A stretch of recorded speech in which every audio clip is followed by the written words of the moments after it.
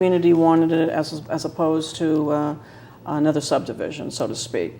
So we've been supportive of economic growth in our community. As I said, the hospital expansion, of course. Well, and even you've got I guess the agreement there with the golf courses where they built the Hollowbrook Mews, which is a gorgeous, if anyone has Isn't it pretty? Yeah. I live a quarter of a mile away. Right. It is absolutely gorgeous. Every morning I pass by. It's a beautiful, tight community. I guess it borders actually the golf course along one side of it, and they have the vistas, the views overlooking that little pond. So there's 85 townhouses also. It's about a 250-acre site, gorgeous golf course, and also small businesses have been so important to the health of the town of Cortland. Sure. We support them also. I know that you have a business in the town of Cortland and in the city of Peekskill. Mm-hmm. Wonderful dry cleaning business. We'll put in a plug and do a great job. But that I know is important to your heart and soul. Is the small businesses in our community. Well, sure, because sometimes these big guys they come and go, but the little ones they stick around for years and years. Well, we were concerned with the expansion of the Cortland Town Center, and we were worried how that was going to affect a local hardware store or a local restaurant or whatever. So we established the Economic Challenge Committee at that time, appointed by the town board. Members of that committee helped to interact with the local businesses and, of course, our wonderful Chamber of Commerce. And it's like a sounding board, and so they bring that back to myself and the town board. So it's helped to balance, and it's been healthy for the community. So the town of Cortland is where I raised my children.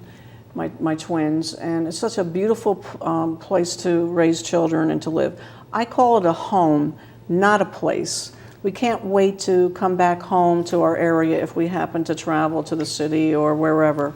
It's just beautiful. We are on the banks of the Hudson River, have a lot of park land, wonderful businesses, low town taxes, great schools, a wonderful hospital, golf course.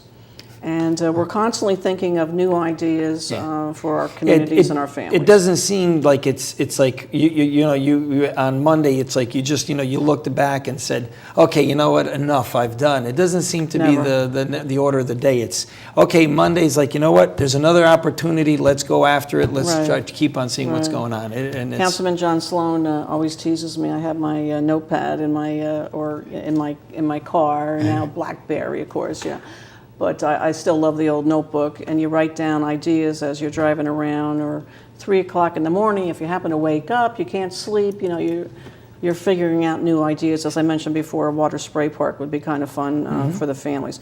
And we are a family-oriented community. Yep. Many families live here, raise their children. Hopefully, their grandchildren stay here, and it's just a terrific place. It's a terrific place. Like I said, I can't think of.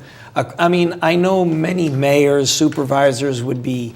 They'd be so proud to say that we had taxes 5 years in a row at 0%. Mm-hmm. I can't think of across the state where you could find your record even close. 10 out of the 18 years have been 0, and I said we never went over 2.8%.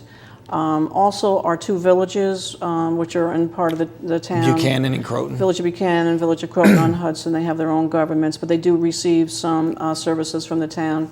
And almost, I think it's 16 out of the 18 years, we have not increased their taxes also. So it's not just... They have their own sanitation pickup and their own highway, and et cetera, and their own recreation. So they receive some services for us, and so we didn't want to burden them with raising their taxes over this period of time. So we've been successful in that regard. And we talk to the mayors all the time to come up with ways of how we can have coalitions to save our citizens money. That's the bottom line. So in your is it your reserve fund then you have a certain amount, or is it their it's our fund balance and our reserve funds, put it all together. We've doubled that amount of money. It's about $10 million now.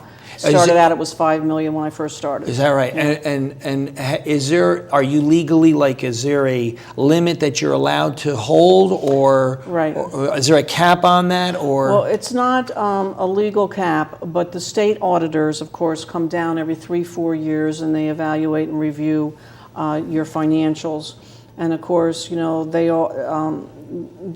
always say to the mayors and supervisors, You're not a profit-making organization.